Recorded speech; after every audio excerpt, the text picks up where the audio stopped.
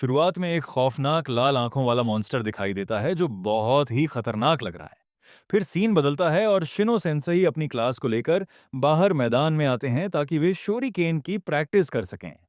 शिनो सबको समझाते हैं कि वे अभी नए हैं, इसलिए बहुत ध्यान से प्रैक्टिस करें और गलती से भी अपने किसी क्लासमेट को चोट न पहुंचाएं। सभी छात्र पागलों की तरह शोरिकेन फेंकने लगते हैं। क्लास रैप सुमिरे का निशाना बहुत खराब होता है, लेकिन तभी इनोजन अपना हुनर दिखाता है। उसका निशाना बहुत सटीक होता है, पर वह बर्थडे आराम से कहता है कि मेरे लिए तो ड्राइंग करना ही ज्यादा बेहतर है। वहीं शिकाडाई कहता है कि ये सब तो हम घर में बचपन से करते आ रहे हैं। तभी रॉक ली का बेटा मेटल ली मैदान में आता है और अपने दोनों हाथों से एक साथ शूरिकेन फेंककर सीधा निशाने पर मारता है। वह गर्व से कहता है कि उसकी टैक्टिक्स एकदम परफेक्ट है। शिकाडाई और इनोजिन उसे हैरानी से देख रहे होते हैं और उसकी तारीफ करते हैं, लेकिन तारीफ सुनते ही मेटल बुरी तरह एम्बैरेस्ड हो जाता है। जैसे ही उसे एहसास होता है कि सब उसे देख रहे हैं, वह नर्वस हो जाता है और अगला निशाना पूरी तरह चूक जाता है। यही उसकी सबसे बड़ी कमजोरी है। जब लोग उसे देखते हैं, तो वह घबराहट में सब गद-हद कर देता है। वह अपनी गलती छुपाने के लिए कहता है कि उसका हाथ फिसल गया था। वह शूरिकेन उठाने आगे बढ़ता है, तभी पीछे से बोरुटो एक बड्ढा डिमन विंड शूरिकेन लिए भागता हुआ आता है और सबको रास्ते से हटने को कहता है।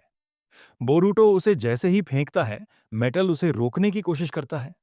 मेटल मन में सोचता है कि इसे रोकना तो आसान है, लेकिन तभी पूरी क्लास उसे देखने लगती है और मेटल फिर से नर्वस हो जाता है। नतीजा ये होता है कि वह शोरिकेन को रोक नहीं पाता और उसके साथ उड्डीडे टेचता हुआ सीधा होकागे के स्टोन फेस से जा टकराता है। शिनो सेंसेई बोरुटो को डांटते हैं कि क्या यह कोई और प्रैंक था। इनोजिन पूछता है कि उसे यह हथियार मिला कहां से। बोरुटो बताता है कि उसे यह लॉकर में मिला था।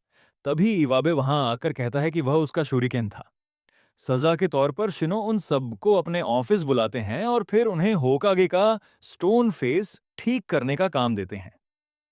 काम के दौरान मेटल बहुत दुखी होता है क्योंकि उसे लगता है कि वह नर्वस होकर सब बिगाड़ डेच देता है।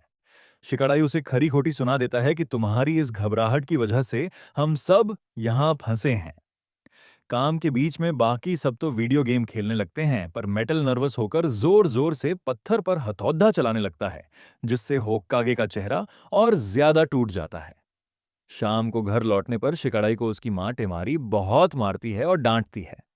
बाद में उसके पिता शिकामारु उसे समझाते हैं कि डांट खाना भी निंजा बनने का हिस्सा है और कोई भी परफेक्ट नहीं होता। शिकाडाई को अपनी गलती का एहसास होता है कि उसने मेटल को बहुत बुरा बोला था। अगले दिन जब वह मेटल से माफी मांगने जाता है, तो बोरुटो की आंख जोगा सक्रिय हो जाती है और उसे मेटल के ऊपर वही रहस्यमयी काली छाया दिखती है। मेटल अचानक गुस्से में पागल हो जाता है और शिकाडाई पर हमला कर देता है। वह अब नर्वस नहीं था, बल्कि बहुत शक्तिशाली और सटीक हमले कर रहा था। बोरुटो और इनोजिन भी लड़े-ढाई में कूद पड़ बैठते हैं। शिकाडाई एक बेहतरीन प्लान बनाता है और बोरुटो के ट्रांसफॉर्मेशन, जुत्सु और इनोजिन के सुपर बीस्ट स्क्रोल की मदद से मेटल को चकमा देकर अपने शैडो पैरालिसिस में जकड़ीडीडीज लेता है। जैसे ही बोरुटो उसे नॉकआउट करने वाला होता है, मेटल खुद को आजाद कर लेता है, लेकिन फिर से नर्वस होकर खुद ही टकराकर गिर जाता है। उसके शरीर से वह काली छाया निकल जाती है और वह सामान्य हो जाता है। शिकाडाई उससे दिल से माफी मांगता है और उसकी असली ताकत की तारीफ करता है।